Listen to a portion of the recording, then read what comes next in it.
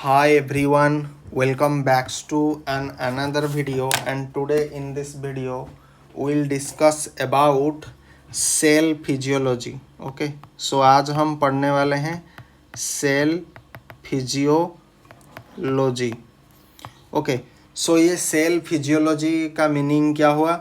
अच्छा, फिजियोलॉजी का मीनिंग मैंने आपको क्या बताया था? Physiology means function, and function कहने से हमारा बॉडी का जो डिफरेंट पार्ट होता है उसका फंक्शन, डिफरेंट पार्ट हो गया, डिफरेंट ऑर्गन हो गया, ठीक है ना। हमारा हार्ट कैसे काम करता है, यूरिन फॉर्मेशन कैसे होता है, इंसुलिन रिलीज कैसे होता है, all the function related to different organ, how lungs operate, how brains work, how nerve cell coordinate with each other, these all are including physiology. ठीक है ना। फिजियोलॉजी मतलब कोई चीज कैसे काम करता है उसको बोला जाता है फिजियोलॉजी। एनाटॉमी कहने का मतलब है आपका स्ट्रक्चर। स्ट्रक्चर आपका इंटरनल हो सकता है, एक्सटर्नल हो सकता है। जैसे कि किडनी एक इंटरनल स्ट्रक्चर है। ओके, किडनी को आप एक नॉर्मल आंखों से क्या देख सकते? नहीं देख सकते, वो हमारे बॉडी में है, तो उसे इंटरनल स्ट्रक्चर बोला जाएगा। एंड जैसे कि अगर मैं देखूंगा आपके आई को, हम दूसरे के आई को देख सकते हैं, तो हमारे लिए क्या हो गया? ये एक्सटर्नल स्ट्रक्चर। इस हिसाब से चलो। ओके, आपका स्किन ये हो गया आपका एक्सटर्नल स्ट्रक्चर। सो मोटा मोटी एनाटॉमी हो गया आपका स्ट्रक्चर, एंड फिजियोलॉजी हो गया आपका फंक्शन। सो आज हम स्टार्ट करने वाले हैं सेल फिजियोलॉजी। ओके, सो मैं एक चीज़ आपको बता दूं, ये जो हायरार्की है इसको आप अच्छे से दिमाग में बैठा लो कि cell, group of cell unite to form क्या होता है? Tissue. Okay, and group of tissue unite to form organ, and a group of organ unite to form, that is called to organ system, and then after your प्यारा सा body. Okay, and ये अगर आपको पता है, इतना order आपको अगर पता है, तो मान लो आपको सब पता है, क्योंकि इससे बाहर हम कुछ भी नहीं पढ़ेंगे। हम जो भी पढ़ेंगे वो इसी के अंतर्गत पढ़ेंगे, और आपका सिलेबस के बाहर भी ये चीज़ है, सिलेबस के अंदर भी ये चीज़ है, ठीक है ना। तो ग्रुप ऑफ सेल से मिलकर के क्या बनाता है? आपका टिश्यू। फिर ग्रुप ऑफ टिश्यू देन क्या करता है? आपका ऑर्गन फॉर्मेशन करता है। ऑर्गन मतलब आपका हो गया जैसे क्या होता है, जैसे हार्ट हो गया, ब्रेन हो गया, तो ये हो गया आपका ऑर्गन, ठीक है ना। हार्ट हो गया, ब्रेन हो गया, लंग्स हो गया, पैनक्रियाज हो गया, तो these are the organ. Okay, and organ system क्या हो गया? ऑर्गन सिस्टम का मतलब हो गया, मान लीजिए ब्रेन को अगर हम कंसिडर करेंगे, तो ब्रेन से मिलकर के जो जितने भी सारे ऑर्गन जो होगा, तो उसको हम क्या कहेंगे? आपका नर्वस सिस्टम कहेंगे, ठीक है ना। क्योंकि हम सिस्टम के ऊपर चर्चा कर रहे हैं। जब आप सिस्टम के ऊपर चर्चा करोगे तो आपको ऑर्गन के ऊपर नॉलेज होना चाहिए। तो ग्रुप ऑफ ऑर्गन क्या होगा? अगर उसका रिप्रेजेंटेशन हम करेंगे तो वो ऑर्गन सिस्टम हो जाएगा। जैसे ब्रेन, तो ब्रेन का कहीं ना कहीं एक सिस्टम है, तो ब्रेन का जो सिस्टम होता है वो होता है नर्वस सिस्टम।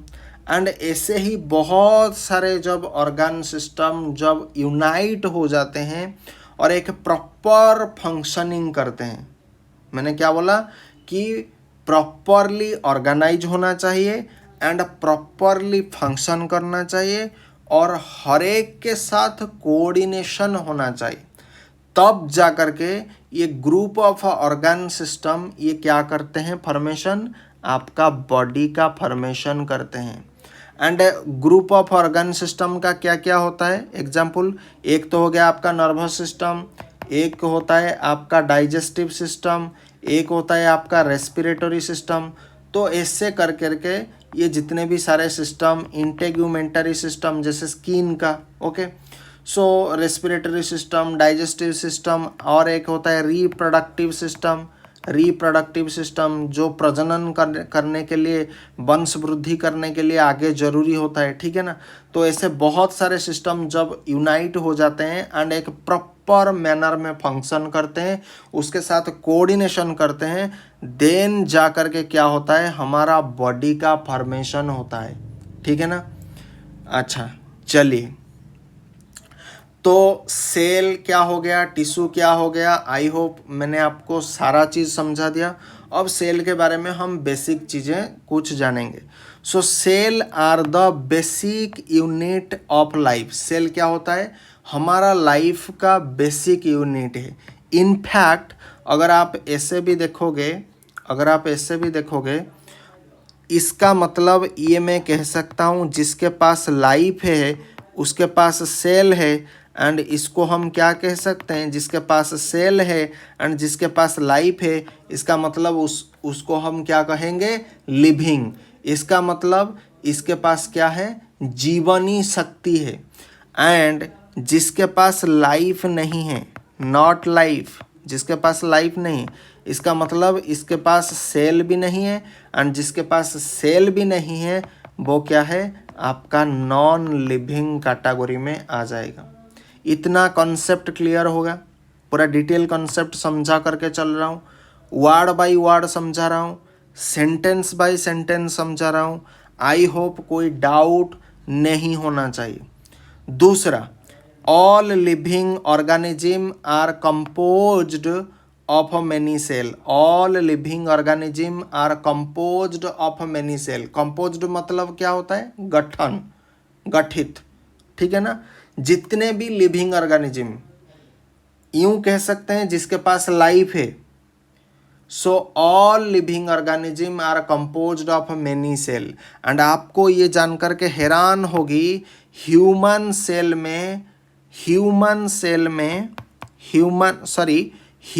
बॉडी में अप्रोक्सीमेटली या उससे ज़्यादा हो सकता है 100 ट्रिलियन सेल है। ह्यूमन बॉडी में कितने सेल हैं, 100 ट्रिलियन ऑफ सेल होता है।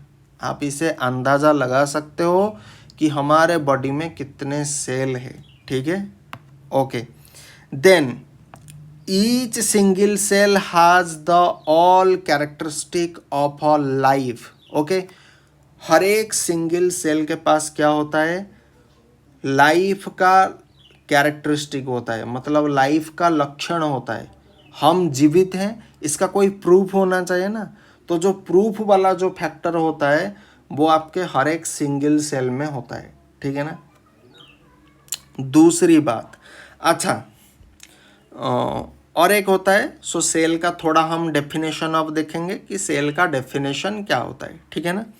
तो cell is defined as the structural and functional unit of a living body. So cell को अगर हम डिफाइन करेंगे, सेल का अगर हम संज्ञा निरूपण करेंगे, तो सेल क्या होता है, स्ट्रक्चरल एंड फंक्शनल यूनिट। ये दो वर्ड को आपको पूरा याद रखना होगा, structural with functional unit of living organism. क्योंकि हमारे बॉडी डिफरेंट स्ट्रक्चर वाइज है, एंड सेल जब मिलकर के टिश्यू बनाता है तो भी एक स्ट्रक्चर होता है, ठीक है ना। एंड दूसरा होता है फंक्शनल यूनिट। थोड़ी ना सेल सिर्फ स्ट्रक्चर, मान लीजिए आपने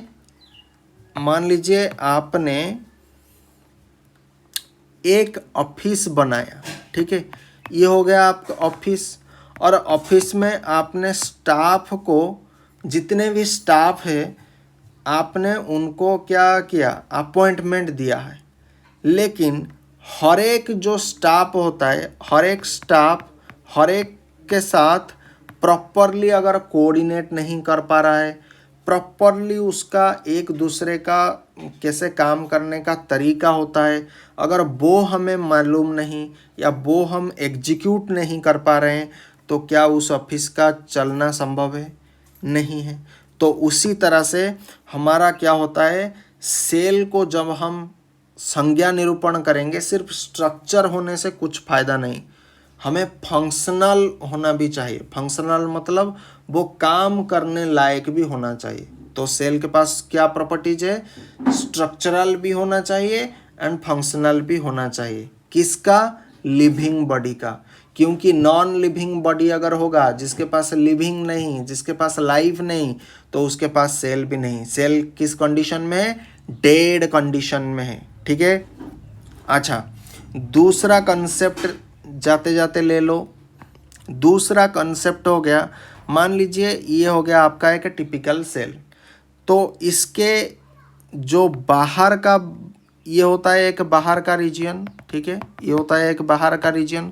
तो इस बाहर वाले रीजन को बोला जाता है आपका extra cellular space, extra cellular space.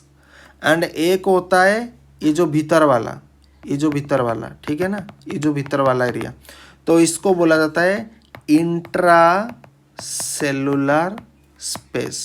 Okay, सो आगे चल करके ये दो वर्ड हम देखेंगे, ठीक है ना, अभी के लिए इतना कॉन्सेप्ट काफ़ी है।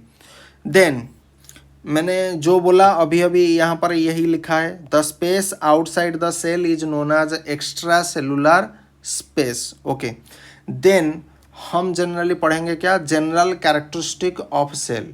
भाई सेल के बारे में हमने बहुत सारे चीज़ अब तक तो पढ़ लिया। ओके, तो उसका जनरल कैरेक्टरिस्टिक हमें पता होना चाहिए, ठीक है ना।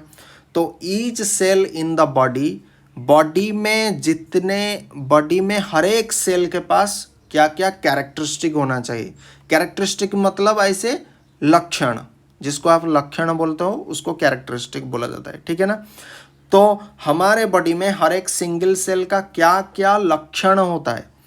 तो पहला जो लक्षण होता है वो क्या होता है, नीड्स न्यूट्रिशन एंड ऑक्सीजन।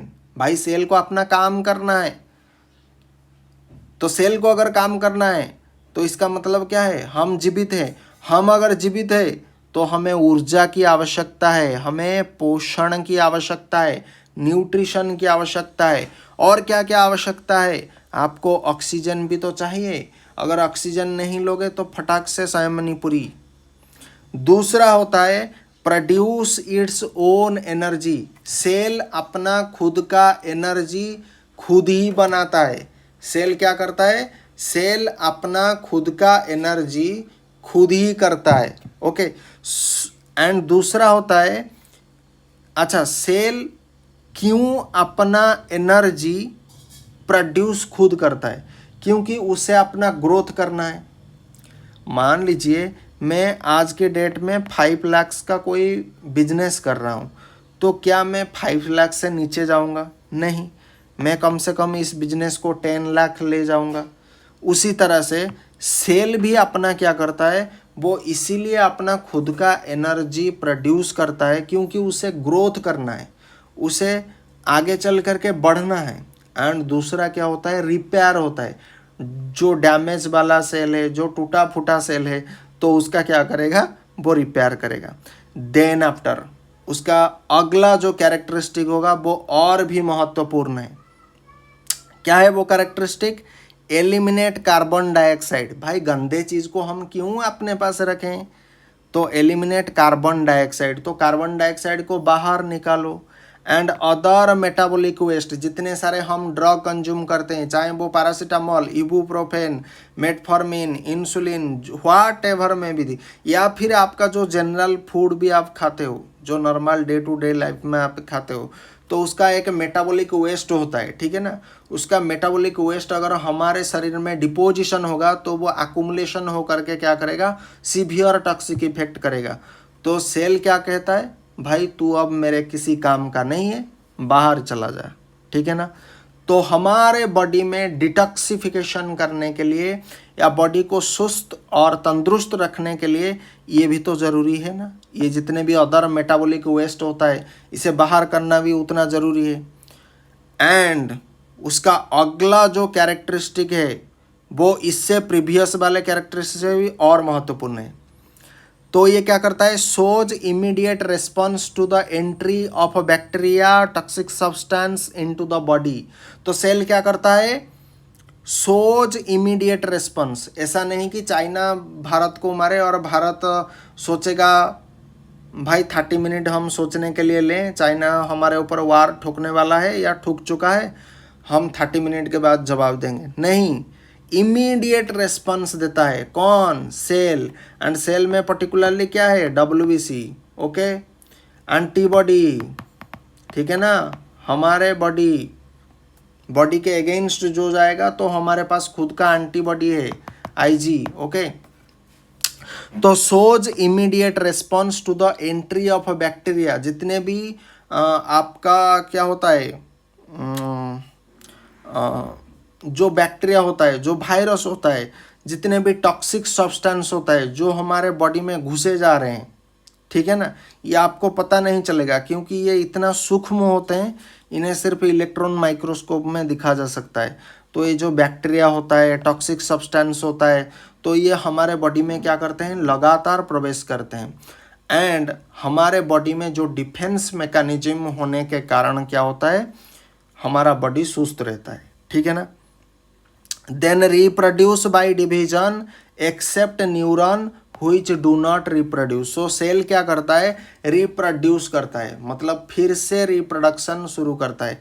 किस प्रोसेस से? डिवीजन का प्रोसेस है। सो ये हम लेटर में डिस्कशन करेंगे, फिलहाल के लिए इतना कॉन्सेप्ट जानो, एक्सेप्ट न्यूरॉन में नहीं होता है जो कि रिप्रोड्यूस नहीं करता होता है, मतलब फिर से प्रोडक्शन, फिर से प्रोड्यूस होना। तो फिर से प्रोड्यूस सभी सेल करते हैं, बाकी एक न्यूरॉन नहीं करता है। तो न्यूरॉन को हम क्या कहेंगे?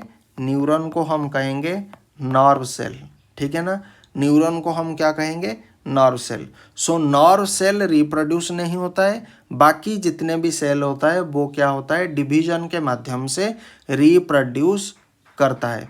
और आपका एग्जाम में यहाँ से भी क्वेश्चन आ सकता है कि all the cell reproduce by itself through division but, या फिर एक्सेप्ट, तो वहाँ पर मेंशन रहेगा, न्यूरॉन रहेगा, सेल रहेगा, माइटोकॉन्ड्रिया रहेगा, गोल्गी apparatus रहेगा, तो आपको न्यूरॉन को क्लिक करना है, ठीक है ना।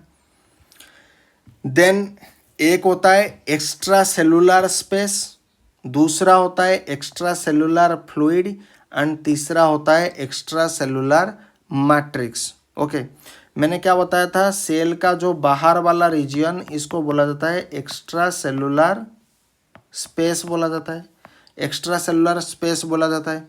लेकिन एक एक्स्ट्रा सेलुलर फ्लूइड भी होता है। दूसरा, सेल के भीतर वाला एरिया जो होता है, इसको बोला जाता है क्या? इंटरस्टिशियल, इंट्रासेलुलर स्पेस बोला जाता है। एंड एक होता है आपका इंट्रासेलुलर फ्लूइड भी एक होता है। एक इंट्रासेलुलर फ्लूइड होता है, एक इंट्रासेलुलर स्पेस होता है। एंड उसी तरह से एक होता है extra cellular space and extra cellular fluid. तो आपको कन्फ्यूजन नहीं होना चाहिए, ठीक है ना। तो space outside the cell is divided into 2 spaces, okay. So cell के बाहर वाला जो एरिया होता है उसको बोला जाता है एक्स्ट्रा सेलुलर स्पेस। एंड ये एक्स्ट्रा सेलुलर स्पेस 2 भागों में भी सब डिवाइडेड है। एक होता है आपका इंटरस्टिशियल स्पेसेस, और इसको बोला जाता है टिश्यू स्पेस, ठीक है ना। इंटरस्टिशियल स्पेस बोलने का जो मीनिंग होगा, टिश्यू स्पेस बोलने का वही एग्जैक्ट मीनिंग होगा, ठीक है ना। तो space in between the cell in a tissue, क्योंकि सेल से मिलकर के आपका क्या बना है? टिश्यू बना है, सेल को बन करके क्या बना है? टिश्यू बना है। तो इसी टिश्यू के अंदर डिफरेंट सेल होता है। एंड मान लीजिए ये हो गया एक सेल, ये हो गया सेल, तो इसके बीच में जो आएगा उसको बोला जाता है क्या? Interstitial spaces. 2 सेल के बीच में जो स्पेस होता है उसको बोला जाता है इंटरस्टिशियल स्पेस, और इसको बोला जाता है टिश्यू स्पेस, ओके। देन एक होता है भास्कुलर स्पेस। सो ये क्या होता है? जनरली भास्कुलर स्पेस में आपका ये क्या होता है? भास्कुलर स्पेस में आपका क्या होता है? आपका डिफरेंट आर्टरी होता है, देन वेन होता है, ओके।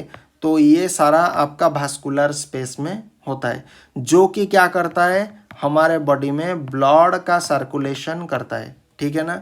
हमारे बॉडी में क्या करता है, ब्लड का सर्कुलेशन करता है। तो यही चीज़ को यहाँ पर लिखा गया है कि वास्कुलर स्पेस क्या होता है, extra cellular portion of circulation, ठीक है ना। सर्कुलेशन करने के लिए जो एक्स्ट्रा सेलुलर पोर्शन होता है उसी को हम बोलते हैं क्या, वास्कुलर स्पेस। आई बात समझ में। देन एक्स्ट्रा सेलुलर स्पेस हमने डिटेल में जान लिया जितना जानना चाहिए था, ओके। देन एक होता है एक्स्ट्रा सेलुलर फ्लूइड, मैंने बताया था एक्स्ट्रा सेलुलर स्पेस एक होता है एंड एक्स्ट्रा सेलुलर फ्लूइड भी एक होता है। तो एक्स्ट्रा सेलुलर फ्लूइड क्या होता है, all body fluid present outside the cell include, क्योंकि एक्स्ट्रा सेलुलर है ना, तो बॉडी से बाहर all body fluid present outside the cell, cell के बाहर जितने भी बॉडी फ्लूइड प्रेजेंट होता है वो जनरली क्या क्या होता है, आपका इंटरस्टिशियल फ्लूइड होता है, ठीक है ना। ये इंटरस्टिशियल फ्लूइड एक होता है, ठीक है ना। दूसरा होता है प्लाज्मा, तीसरा होता है ट्रांस सेलुलर फ्लूइड, ओके। तो आपको जितना जानना चाहिए था, हमें एक्स्ट्रा सेलुलर फ्लूइड में ज़्यादा नहीं पढ़ना है, सिर्फ इतना पढ़ना है, इंटरस्टिशियल फ्लूइड एक होता है, प्लाज्मा एक होता है एंड ट्रांस सेलुलर फ्लूइड भी होता है। एंड प्लाज्मा के ऊपर आप तो ब्लड में डिटेल में पढ़ने वाले हो ना, तो इतना क्या चिंता है। एंड दूसरा होता है extra cellular matrix, okay. So complete meshwork of a component secreted by the cell and present in interstitial spaces। Interstitial spaces कौन सा स्पेसेस होता है, अभी अभी मैंने बताया था, इंटरस्टिशियल स्पेसेस किसको बोला जाता है, space in between the cell in a tissue, एक टिश्यू के अंदर जो सेल होता है, बहुत सारे सेल होता है, तो सेल के दो सेल के बीच में जो जगह होता है उसको बोला जाता है इंटरस्टिशियल स्पेसेस, ठीक है ना। तो यही चीज़ यहाँ पर बताया गया कि complete meshwork of a component. मेसवर्क मतलब आप क्या समझते हो, मेसवर्क मतलब ऐसा एक गुच्छा वाला जो होगा, कंप्लीट मेसवर्क। तो complete meshwork of a component secreted by the cell and present in interstitial spaces, मतलब दो सेल के बीच में जो स्पेस होता है उसको हम क्या बोलते हैं, interstitial spaces, okay. So major component में आपका क्या क्या आएगा, आपका ग्लाइकोप्रोटीन आएगा, प्रोटियोग्लाइकन आएगा एंड फाइब्रस प्रोटीन भी आएगा, ठीक है ना। और भी बहुत सारे कंपोनेंट होते हैं लेकिन हमने मेजर कंपोनेंट को इंक्लूड किया है। तो मेजर कंपोनेंट ये कौन सीक्रेट करता है, एक्स्ट्रा सेलुलर मैट्रिक्स। हम क्या पढ़ रहे हैं, एक्स्ट्रा सेलुलर मैट्रिक्स पढ़ रहे हैं, ये बात ध्यान दो। तो एक्स्ट्रा सेलुलर मैट्रिक्स किसको बोला जाएगा, complete meshwork of a component secreted by the cell, मतलब ये जो कंपोनेंट होगा उसको सीक्रेट कौन करेगा, आपका सेल ही करेगा and present in interstitial spaces. तो ये जो सीक्रेशन जो होगा, ये जो complete meshwork of a component होगा, ये कहाँ प्रेजेंट होगा, आपका इंटरस्टिशियल स्पेसेस में प्रेजेंट होगा। एंड आपका इंटरस्टिशियल स्पेसेस कहाँ पर होता है, दो सेल के बीच में जो जगह होता है उसको बोला जाता है interstitial spaces. And what are the component that is secreted by the cell, so major component are glycoprotein, proteoglycan and एक होता है आपका fibrous protein, okay.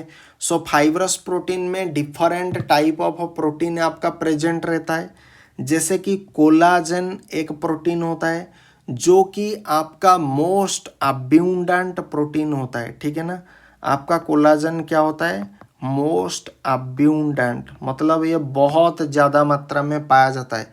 Most अब्यूंडेंट protein आपका क्या होता है, कोलाजन होता है। एंड ये कहाँ पर पाया जाता है, ये पाया जाता है आपके ह्यूमन बॉडी में, मतलब मनुष्य में पाया जाता है। एंड बेसिकली कौन से टिश्यू में पाया जाता है, तो कनेक्टिव टिश्यू में पाया जाता है। लाइक कनेक्टिव टिश्यू की अगर हम बात करेंगे तो आप स्किन एक कनेक्टिव टिश्यू का एग्जाम्पल है। बोन में भी पाया जाता है, आपका टेंडन में भी पाया जाता है। इतना डीपली जाने की ज़रूरत नहीं, जितना मैं बोल रहा हूँ उतना सफिशिएंट है। दूसरा होता है आपका ये जो फाइब्रस प्रोटीन, वो कहाँ पर और मिलेगा आपको, फाइब्रस प्रोटीन का और एक एग्जाम्पल आएगा आपका क्या, केराटिन भी आएगा, ठीक है ना। और एक आएगा आपका फाइब्रिन भी आएगा, ठीक है ना, फाइब्रिन भी आएगा, ठीक है ना, फाइब्रिन भी आएगा। और एक क्या आएगा, एक्टिन एंड मायोसिन, ठीक है ना। तो ये जो फाइब्रिन क्या होता है, ये एक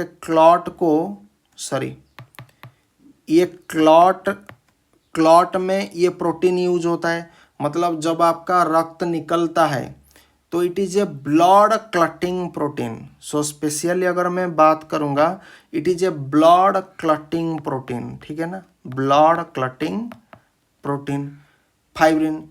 मान लीजिए आपको किसी ने चाकू ने काट लिया, या फिर आप कोई धारदार हथियार यूज कर रहे हो तो हाथ कट गया, तो आपका कुछ समय के बाद वो जो कटा हुआ जो जगह था वो अपने आप हील होता है। कैसे हील होता है, तो इसको ये फाइब्रिन करता है, ठीक है ना।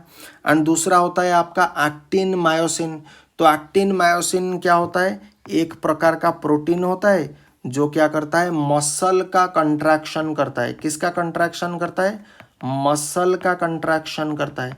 आपका मसल जब कंट्रैक्शन होता है तो उस केस में आपका एक्टिन मायोसिन प्रोटीन आता है। एंड केराटिन क्या होता है, ये भी एक प्रकार का प्रोटीन है जो आपके हेयर में पाया जाता है। ये तो आपने सभी ने जाना होगा कि हेयर में केराटिन प्रोटीन होता है। उसके बाद आपका नेल्स, नाखून में होता है। एंड आपका क्या होता है, स्किन में भी होता है। तो ये स्किन में होता है, तो ये क्या करता है, आपका स्ट्रक्चरल सपोर्ट क्रिएट करता है। क्या करता है, स्ट्रक्चरल सपोर्ट क्रिएट करता है। एंड इलास्टिन, ओके, इलास्टिन कहाँ पर पाया जाता है, इलास्टिन आपका पाया जाता है कनेक्टिव टिश्यू में। एंड ये क्या करता है, आपका इलास्टिसिटी,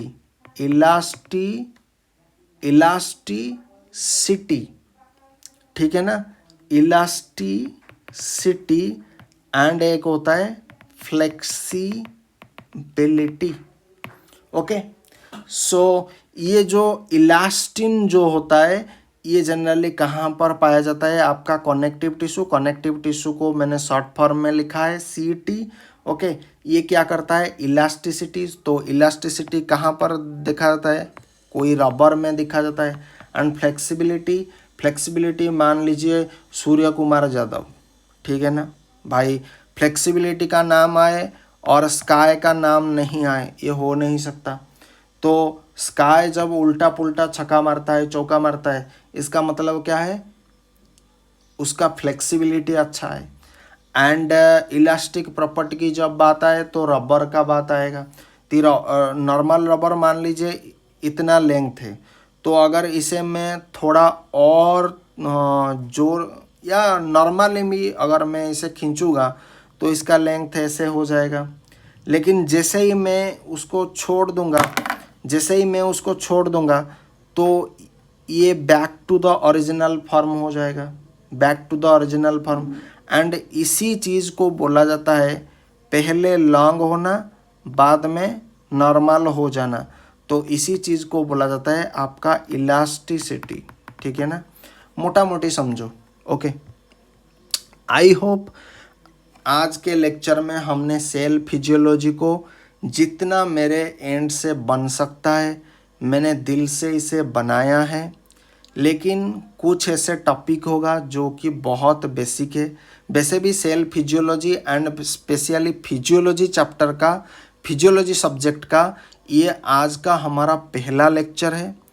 लेक्चर में क्या सुधार करना चाहिए आप कमेंट बॉक्स में बता सकते हैं। जो पढ़ाने का जो तरीका है, क्या मेरा वो तरीका आपको पसंद आता है, इसके बारे में बताइए। एंड अगर कोई भूल चूक जाने अनजाने में हो गया तो इसके लिए मैं आपसे माफ़ी मांगता हूँ। लेकिन मेरे एंड से मैंने जितना भी इन्फॉर्मेशन आपको देना चाहिए था सेल फिजियोलॉजी के बारे में, मैंने अपनी एंड से हर प्रकार की कोशिश की है। डिटेल पूरा एकदम ग्राउंड लेवल से मैंने आपको चीज़ों को उठाया, हर चीज़ को, हर एंगल को मैंने डिटेल में एंगेज किया है। एंड ये एक बहुत ही शानदार आई थिंक लेक्चर है, जो कि बिल्कुल ग्राउंड स्टेट में जो भी बच्चा है, जो ग्राउंड स्टेट में जो बच्चा है, तो उसके लिए ये लेक्चर बहुत ही उपयुक्त होगा, मैं ऐसा आशा करता हूँ। हालांकि अगर कुछ कमियां रह गया तो इसके लिए मैं माफ़ी चाहता हूँ। अगर वीडियो पसंद आए तो चैनल को सब्सक्राइब कर देना and hit the bell icon also and turn on the notification to all mode, so that whenever I upload any video to my YouTube channel you get the video proper. Okay, if any doubt please do let mention in the comment section below. I'll see you guys in tomorrow next video. Till then, bye bye, thank you, Jai Hind, Bande Mataram.